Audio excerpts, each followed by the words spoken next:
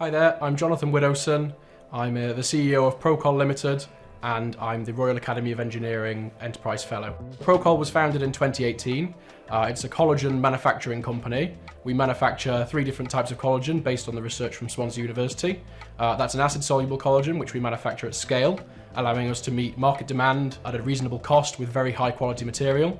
We have a single chain collagen which is very soluble and has a lot of applications in regenerative medicine, and we're also the first to market with a human collagen that we produce in yeast at scale. I started my genetics degree back in 2011 at Swansea. It was a really interesting chance for me to learn all about how the human body works.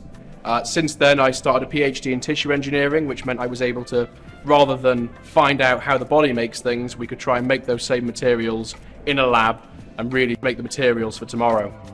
When I finished my PhD, we moved into making the company and exploiting these materials, trying to recreate the materials that the human body produces itself so that we can really make a difference to people while making some money at the same time.